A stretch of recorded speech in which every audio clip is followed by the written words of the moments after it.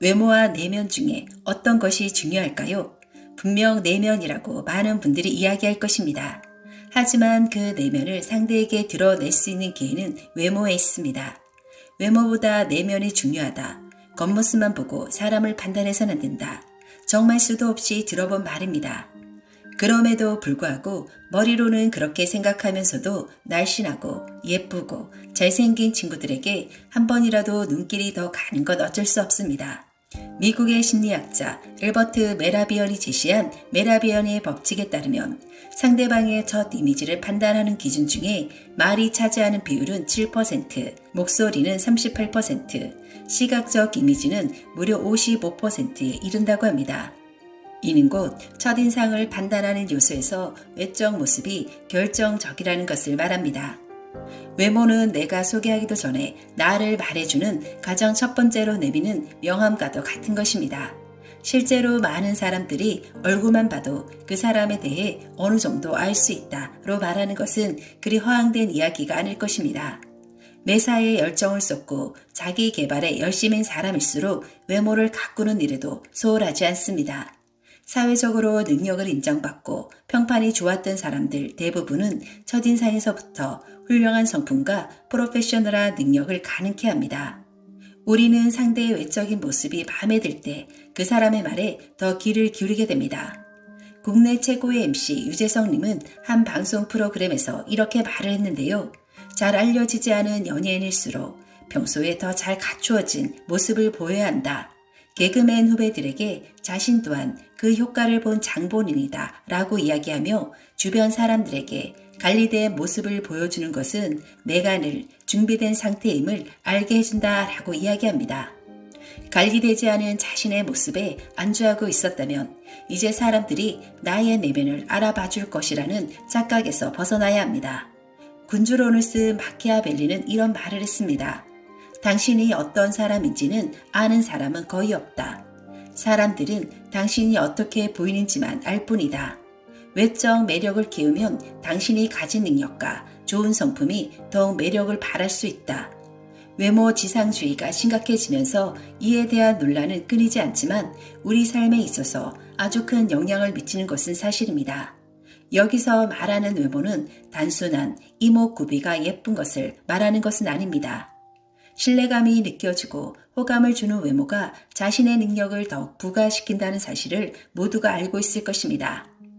외모를 잘 관리하면 일가사랑, 인간관계에서 모두 긍정적인 결과를 얻는 데 유리한 반면 외모를 관리하지 않고 방치해 둔다면 수많은 기회를 잃는 것은 물론 사람들과의 관계에서도 원치 않는 상황을 겪을 수 있습니다.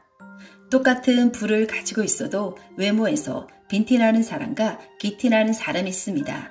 갑작스럽게 부자가 된 졸부들은 아무리 비싼 옷, 비싼 차, 좋은 집에 살아도 절대 기티가 나지 않습니다. 기티는 단순히 외모가 뛰어나고 돈이 많다고 해서 나타나는 것이 아니라 여러 요소들이 복합적으로 어우러질 때 나타나는 것입니다. 지금부터 외모가 더욱 빛이 나고 기티가 나게 하는 것들에는 어떤 것들이 있는지 알려드리겠습니다. 영상 끝까지 함께 하셔서 좋은 정보 얻어 가시길 바라겠습니다. 첫 번째는 바른 자세가 중요하다. 나이가 들수록 우아하고 아름다운 자태를 유지하는 데는 바른 자세는 매우 중요합니다. 반듯한 자세는 상대방에게 호감을 주고 당당해 보이며 자신감 넘치는 긍정적인 인상을 줍니다. 나이가 들수록 팔을 등 뒤로 젖히고 걷는 경우가 많습니다. 실제로 노인의 보행 자세를 보면 대개 허리를 구부정하게 굽히고 팔을 뒤로 한 채 걸어갑니다. 체형이 구부정하게 되면 아무리 멋진 옷을 입어도 옷태가 나지 않고 나이가 들어 보이는 것이 사실입니다. 이것이 바로 체형 나이입니다. 체형이 반듯하고 자세가 좋은 사람은 그만큼 스타일도 좋아 보이고 젊어 보입니다. 또한 체형이 구부정하며 항상 늘어져 있는 자세가 되어 살찌기 쉬운 체질이 되거나 아랫배가 나오고 엉덩이가 처지며 허리가 굵어져 복부의 피하 지방이 축적되어 전체적인 바디라인이 무너질 수 있습니다. 자세가 올바르다는 것은 뼈를 지탱하는 근육이 이상적인 균형을 이루고 있다는 증거입니다. 또한 근육이 약해져 있거나 짧아지면 체형이 틀어지고 만성염증과 통증뿐 아니라 셀룰라이트가 쌓이고 피부 노화로까지 이어질 수 있습니다. 그렇기 때문에 항상 약간의 긴장한 상태에서 어깨를 살짝 편 바른 자세를 유지하는 것이 중요합니다. 나이가 들어도 탄탄한 몸매를 유지하는 프랑스 여성들은 걷기를 삶의 일부로 여기며 언제 어디서든 걸어 다니는 것을 생활화한다고 합니다. 게다가 충분히 걷지 않았다는 생각이 들면 일부러 계단으로 걸어서 어떻게든 더 걸으려고 애를 씁니다. 바른 자세를 유지하기 위해서는 규칙적인 운동과 생활 관리가 중요합니다. 충분한 단백질 섭취, 규칙적인 신체 스트레칭 및 근력 운동을 통해 현재의 모습을 오랫동안 유지하는 노력이 필요합니다. 바빠서 운동할 시간이 없다고 이야기하는 분들도 많습니다. 그럼 오늘부터 걷기 운동을 해보는 건 어떨까요? 출퇴근 시 집에서 역까지, 역에서 회사까지 또는 점심시간에 주변 산책이라도 이렇게 틈틈이 걷기를 생활화하면 하루 5,000보 이상은 누구라도 걸을 수 있습니다. 두 번째는 볼수록 매력 있는 사람은 태도가 다르다. 애티튜드란 몸의 자세나 태도, 행동 거지를 뜻하는 말입니다. 어떤 대상에 대한 자기의 생각이나 감정을 나타내는 외적 표현입니다. 즉, 한 사람의 사고방식이나 인성까지를 모두 포함하는 말입니다. 사람에게는 외적 매력 못지않게 내적 매력이 중요합니다. 아무리 외모가 뛰어나도 타인을 대하는 매너가 좋지 않다면 그 사람의 멋진 외모는 마이너스로 작용할 가능성이 큽니다. 머리부터 발끝까지 흠잡을 데 없는 차림을 하고 아무렇지도 않게 길에 쓰레기를 버리거나 아무에게나 반말을 일삼고 명품샵에 가서 서비스가 조금 마음에 안 든다고 큰 소리를 질러댄다면 어떨까요? 아름다운 태도와 행동이 수반되어야만 진정으로 아름다워질 수 있습니다. 기티나는 사람은 상대를 배려하고 상대의 이야기에 경청하며 대화를 할 때나 행동할 때 상대에게 맞추려고 노력하며 상대를 존중합니다. 나 잘났다고 내 얘기만 늘어놓는 것이 아니라 상대의 이야기에 경청하는 자세는 분명 상대에게 신뢰감을 주고 본인의 품격도 높이는 행위입니다. 상대보다 돈이 많다고 내가 데리고 일하는 직원이라고 또는 내가 상대보다 나이가 많다고 반말하며 막말하는 사람을 존경하는 사람은 그 어디에도 없을 것입니다. 오히려 돌아서면 본인은 모르겠지만 스스로의 천박함만을 드러내는 행위입니다.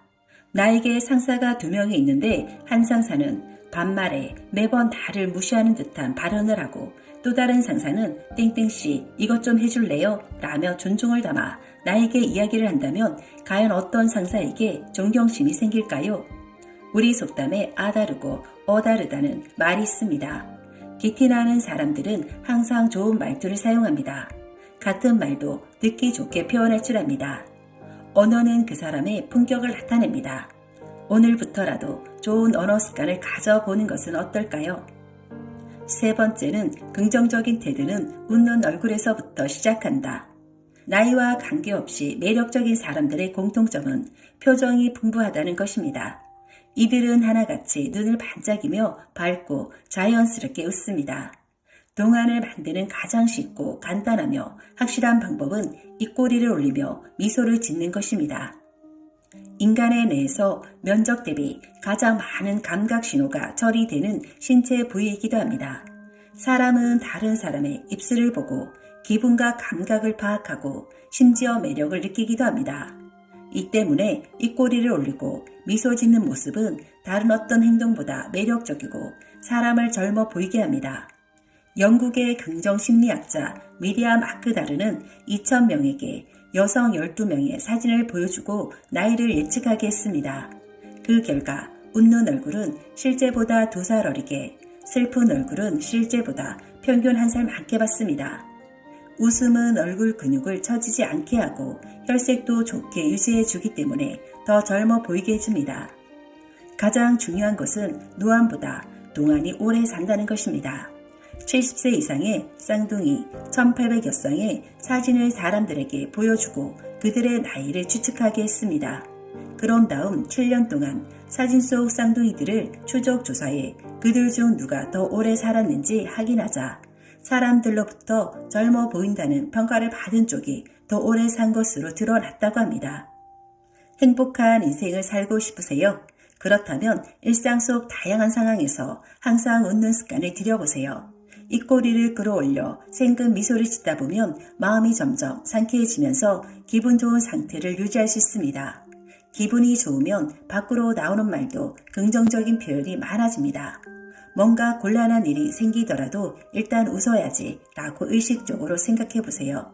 아무리 흥미가 없는 일이라도 와 이거 재밌네 하고 소리내어 말하는 방법도 좋습니다. 이런 식으로 웃기 훈련을 하다 보면 결국 하루하루가 즐거움으로 가득 차게 됩니다. 여러분도 짜증이 나거나 부정적인 감정이 드는 상황에서 그래 일단 웃어보는 거야 라는 말을 습관처럼 꺼내고 웃어보면 내가 왜 이런 사소한 일로 화가 났을까 싶은 마음이 들 것입니다. 인간은 본래 두 가지 상반된 감정을 동시에 느끼지 못합니다. 슬픔과 행복을 동시에 느낄 수 없듯이 부정적인 감정과 긍정적인 감정은 어느 한쪽만 느껴지기 마련입니다. 그러므로 웃는 습관을 통해 당신의 일상을 긍정적인 정서로 가득 채우다 보면 부정적인 감정은 자연히 물러나게 될 것입니다. 네 번째는 피부가 얼굴 나이를 결정한다. 최근 한 성형외과에서 홈페이지 방문자를 대상으로 얼굴, 몸매, 피부 중 외모에서 가장 중요하다고 생각하는 요소가 무엇입니까? 라고 묻는 설문조사를 실시했습니다. 그 결과가 다소 흥미로웠는데요. 20대는 얼굴이 가장 중요하다고 답한 반면 30대는 몸매, 40대는 피부라고 답해 연령별로 중시하는 외모 요소가 다른 것으로 나타났습니다. 나이가 들어가면서 피부가 외모에 가장 중요한 요소로 부각된 것입니다. 아무리 나이보다 신체가 젊더라도 얼굴에 주름과 잡티가 가득하다면 더 나이가 들어 보이게 마련입니다. 건강한 피부를 위해서 무엇보다 가장 우선시 되어야 하는 것은 바로 보습입니다. 특히 겨울철에 높은 실내 온도와 낮은 습도는 피부를 더욱 건조하게 만듭니다. 그래서 보습제나 수분 효과가 높은 화장품을 사용하여 수분 증발을 막는 것이 무엇보다 중요합니다. 전문가들은 오랫동안 젊은 피부를 유지하고 싶다면 가능한 젊었을 때부터 햇빛에 피부가 오랫동안 노출되지 않도록 신경 쓸 것을 조언합니다. 그래서 뜨거운 여름에도 가급적이면 긴팔 옷을 입고 모자나 선글라스 착용과 선크림을 꼭 바르는 습관을 들일 것을 강조합니다. 하버드 의대에 따르면 매일 선크림을 사용하는 사람들은 가끔 선크림을 사용하는 사람들보다 피부 노화 속도가 24%나 느리다는 연구 결과도 있습니다. 심리치료법 중 행동을 변화시켜서 감정을 조절하는 행동치료라는 방법이 있습니다. 이전과는 다른 새로운 경험을 시도하거나 낡은 습관을 바꿔서 마음을 치료하는 방법입니다. 이는 60, 70대 노인이 젊어지는 방법으로도 좋습니다. 기분이 좋지 않을 때 억지로라도 화장을 하고 머리를 다듬으면 마음이 한결 나아집니다. 보통은 행동보다 마음이 먼저라고 생각하기 쉽지만 때로는 마음이 행동의 지배를 받습니다. 다시 말해 예쁜 옷을 입거나 보톡스로 주름을 펴는 등 외모에 신경을 씀으로써 감정까지도 조절할 수 있습니다. 따라서 고령자일수록 외모 관리가 중요합니다. 겉모습이 노인에 가까울수록 감정의 노화가 더욱 성큼성큼 진행되어 결국에는 전신 기능이 쇠약해지는 경우가 많다고 합니다. 반대로 노인임에도 외모에 신경을 쓰는 사람은 대체로 건강하다고 합니다. 자신을 가꾸는 것은 육체적, 정신적으로 많은 도움이 된다고 하니 내추럴한 것도 좋지만 나 자신을 좀 더 꾸며보는 것은 어떨까 싶습니다. 다섯 번째는 배움으로 젊음을 유지하라. 무엇을 배운다는 자세는 젊음을 유지하는 데 무엇보다 효과적입니다. 디지털 시대로 빠르게 변하고 있습니다. 시대적 변화에 따른 새로운 환경에 적응하고 알찬 여가를 통해 자신의 건강한 미래를 만들기 위해서는 지속적인 배움이 중요합니다. 이는 독서뿐만이 아니라 외국어 배우기, 글쓰기 공부에 도전하는 것도 좋습니다. 다도나 그림 그리기, 붓글씨 등의 교양 활동이나 요리, 사진, 공예 같은 취미 활동 등 어떤 것이든 상관없습니다. 스포츠나 댄스 등 신체를 적극적으로 활용하는 배움 활동은 스트레스 해소와 심신 안정에도 많은 도움이 됩니다. 열정을 뿜어낼 수 있는 취미 생활은 생활의 활력소가 됩니다. 동호회에 가입해 비슷한 연배 사람들과 어울리며 활동하게 되면 고립감에서도 벗어날 수 있습니다. 고령자가 근육을 사용하지 않으면 순식간에 근력이 떨어지는 비사용 증후군이 발생합니다. 이는 뇌도 마찬가지여서 머리를 쓰지 않고 살면 뇌는 점점 퇴화합니다. 나이가 들면 의례 기억력이 떨어지겠거니 하고 받아들이는 사람이 많지만 과학적으로 밝혀진 바에 따르면 기억력은 뇌 기능상 75세 정도까지는 떨어지지 않는다고 합니다. 급격히 떨어지는 쪽은 기억력이 아니라 기억하려는 의지입니다. 미국 터프트 대학에서 다음과 같은 실험을 했습니다. 18세에서 22세의 청년층과 60에서 74세의 노년층을 64명씩 모아서 단어를 외우게 한 다음 종이에 적힌 단어가 외웠던 단어에 포함되었는지를 물었습니다. 이때 이를 단순한 심리학 실험이라고 말하면 청년층과 노년층의 정답률은 거의 비슷했습니다. 하지만 시험을 보기 전에 보통은 고령자의 정답률이 떨어진다고 말해주면 노년층의 정답률만 큰 폭으로 낮아졌습니다. 다시 말해 평범한 상황에서는 청년층과 노년층의 기억력에 큰 차이가 없으나 나이 든 사람의 기억력이 더 나쁘다라는 선입관을 심어주면 노년층의 의욕이 떨어지면서 기억력까지 저하된다는 뜻입니다. 이러한 다양한 학습은 치매 예방에도 도움이 됩니다. 또한 우리가 세상에 대해 알고 있는 지식은 끊임없이 변화합니다. 예전에는 20대 전후로 뇌 발달은 멈춘다고 알고 있었으나 현재는 뇌를 계속 사용하면 75세까지도 뇌가 발달한다고 합니다. 이처럼 예전에 내가 알고 있던 지식이 틀린 경우도 많기에 자신이 좋은 상사, 좋은 배우자, 좋은 부모님이 되기 위해서도 지속적인 배움은 분명 필요합니다. 오늘은 기티라는 외적인 요소에 대해서 알아보았습니다. 외모에 신경 써야 한다는 것이 꼭 비싼 돈을 들여서 무엇을 하라는 것이 아닙니다. 상황에 맞는 옷차림, 단정한 외모, 좋은 언어 습관, 상대를 존중하고 배려하는 태도, 나이가 많다고 해서 무조건 존중을 받는 것이 아니라 그에 걸맞는 지혜를 겸비할 때 존중을 받을 수 있기에 끊임없는 배움 또한 지속하는 것이 중요하다는 것입니다. 오늘 영상은 여기까지입니다. 구독, 좋아요는 제게 큰 힘이 됩니다. 다음에 다른 영상으로 찾아뵙겠습니다.